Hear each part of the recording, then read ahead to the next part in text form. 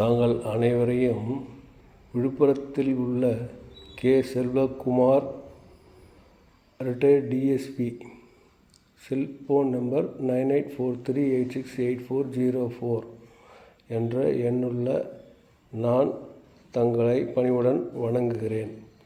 இன்று மார்கழி மாதம் 23ஆம் நாள். அதனால் ஆண்டாள் நாச்சியார், அதாவது பூமி தேவியான ஆண்டாள் நாச்சியார் என்பவர் பூமியிலே பிறந்து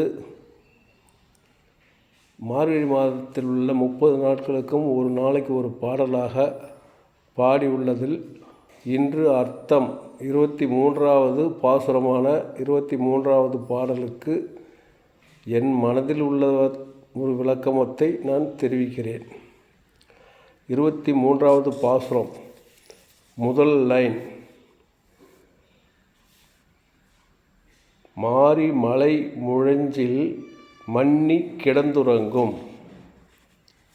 2வது லைன்: சீரிய சிங்கம் அறிவுற்று தீவிழித்து.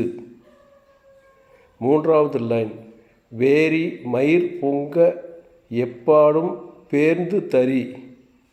4வது லைன்: மூரி நிமிர்ந்து முழங்கி புறப்பட்டு. 5வது லைன்: போதருமா போல நீ பூவை பூவண்ணா உன்.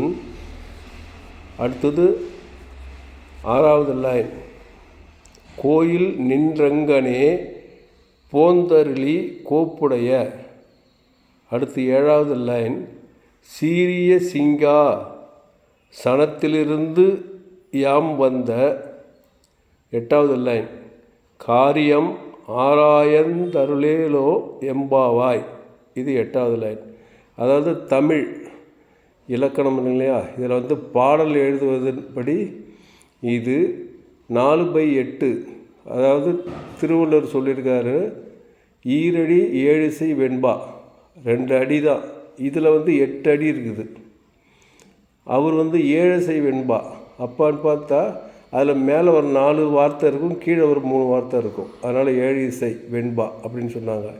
இது 32 வார்த்தைகள் வர்றதால இது 32 இசை. இது வெண்பாவா, ஆசிர்பாவா, ஆசிரியப்பாவா, அகவற்பாவா, எதையும் நான் சொல்வதற்கு இல்லை தெம்பாவா. இருந்தாலும் என் மனதில் இந்த பாடலுக்குள்ள ஒரு விளக்கத்தை நான் கூறுகிறேன்.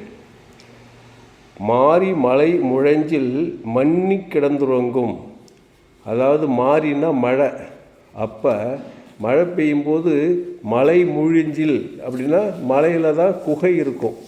அந்த குகைக்குள்ளே மன்னி கிடந்துறங்கும். அதாவது காலை முட்டி போட்டு படுத்து கிடக்கிறையே சீரிய சிங்கமே அறிவுற்று தீவிழித்து. அதாவது அப்போ உன் மனசில் இந்த மாதிரி மழையில் நம்ம சோம்பேறியாக இருக்கக்கூடாது என்ற அறிவை உற்று தீவிழித்து, உடனே கண்ணை விழித்து, அதாவது சடீர்னு பார்க்கும் இல்லைங்களா, அந்த மாதிரி கணீர்னு பார்க்கறது, அதை மாதிரி கண் விழித்து, வேரி மயிர் பொங்க எப்பாடும் பேர்ந்து தரி. வேரி மயிர்னாக்கா அதுக்கு உடலில் உள்ள முடி, அதாவது அந்த இது திமிரியா அதுன்னு சொல்லுவாங்க இல்லையா. அந்த சிங்கம் நடந்து வரும்போது அந்த இது ஆட்டும், அந்த அந்த முதுகு மேலே ஒன்று இருக்குங்களே,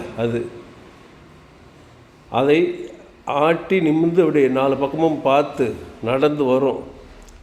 இது நம்ம நடிகர் திலகத்தை நடிக்க சொன்னாக்கா அதெல்லாம் நடித்து காமிச்சிருவார். அதுபோல் அந்த சிங்க நடை அப்படின்னு சொல்லிட்டு அந்த எம்ஜிஆர் கூட ஒரு வசனத்தில் வரும், உன் நடையை கண்டால் சிங்கம் போல் இருக்குது அப்படின்ற மாதிரி ஒரு பாட்டு வரும். அந்த மாதிரி அந்த வேரி மயிரைனா அந்த உடலில் உள்ள மயிர் சிலிர்த்து எழுது. மயிர் பொங்க அப்படின்னா சிலிர்த்து எழுந்து நடந்து மூரி நிமிர்ந்தனாக்கா அதை எழுந்து நடந்து முழங்கி புறப்பட்டு போதருமா போல். புறப்பட்டு வரும் போதருமானா சிங்கம். சிங்கத்துக்கு சிங்கம் சிகை அங்கம். சிகைனாக்கா அந்த உடலில் திமிரி, அந்த திமிரி எழும்புது இல்லைங்களா, அந்த சிகை, அதாவது நம்ம சிகை அலங்காரம்னு சொல்லுவாங்க இல்லையா, அந்த சிகை, அதான் முடி, அந்த சிகை அங்கம், அது அங்கத்தில் உள்ளதால் அது சிங்கம் அப்படின்ட்டு பேர் சொல்லியிருக்கிறாங்க. எல்லாமே காரண பெயர் தான் அப்போ வச்சுருக்காங்க. இப்போ தான் அதை வச்சுக்கிட்டு சனாதானத்தில் ஒழிக்கணும், அது ஒழிக்கணுன்றாங்க. இதெல்லாம் காரண பெயர் தான் எல்லாருமே. இப்போ நம்ம மனிதர்களுக்கு அந்த காரண பெயர் தான் அந்த காலத்தில் வச்சுருக்கிறாங்க. வேறு வழியில் இல்லையா, ஏதாவது ஒன்று சொல்லி கூப்பிடணும். நம்ம குழந்தைங்களை கூட கண்ணான்னு கூப்பிட்றோம், உண்மையில் ஒரு கண்ணம் இல்லை, இருந்தாலும் குழந்தைங்களை அப்படி தானே கூப்பிட்றோம். அது போல் அது. அப்போது அந்த சிங்கம் போல் நீ பூவை பூவண்ணா, நீ பூவை பூவண்ணா, பூவை அப்படின்னு சொன்னால் இதில் 2 அர்த்தம் எடுத்துக்கணும். அந்த பூவில் நீல கலர், கண்ணனுடைய நீல கலர் உள்ள பூ இருக்குது, அந்த பூ இருக்கிற மாதிரியும் இருக்கிறாரு. அதே மாதிரி பூவைங்கிறது மலர், அதாவது மகளிரையும் குறிக்கும். அந்த அந்த மலர் இருக்கு இல்லையா, அந்த மலரையும் குறிக்கும். அதனால் இப்போது அந்த பூவைங்கிறத ஒரு மகளிர்னால் மெதுவானவங்க, அந்த மெதுவானவங்க இருக்காங்க இல்லையா, அந்த மகளிர், அதாவது கருணை மனம் கொண்டவது பூவண்ணா, கண்ணா, அந்த மாதிரி அவரை சொல்லி உன் கோயில் நின்றிருக்கும், அதாவது நின்றெங்கனே, நாங்கள் இந்த கோயில் நின்றிருக்கும் போந்தருளி எங்களை பார்த்து கோப்புடைய சீரிய சிங்காசனத்திலிருந்து சீரிய, அதாவது அந்த சிம்மாசனம் சொல்லுவாங்க இல்லையா, மன்னர்களுக்கெல்லாம் உட்கார்ற சேர், அந்த சிங்காசனத்திலிருந்து யாம் வந்த காரியம் ஆராய்ந்து அருளேதோ எம்பார்வாய்,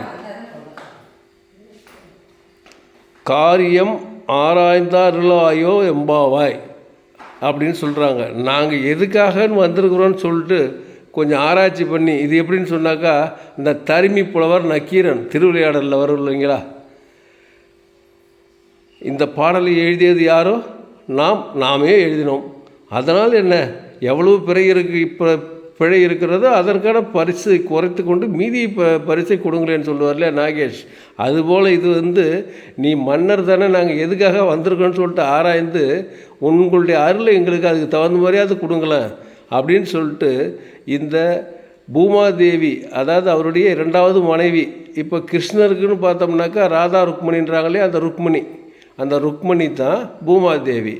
இப்போது அதில் இப்போ ஆண்டாள் நாச்சியார், ஆண்டாள் 12 ஆழ்வார்கள், அந்த ஆழ்வார்கள் எழுதிய நூல்களை ஒன்றிணைத்து 4000 திவ்ய பிரபந்தம் என்ற நூலை பேர் வச்சிருக்கிறாங்க நம்முடைய முன்னோர்கள்.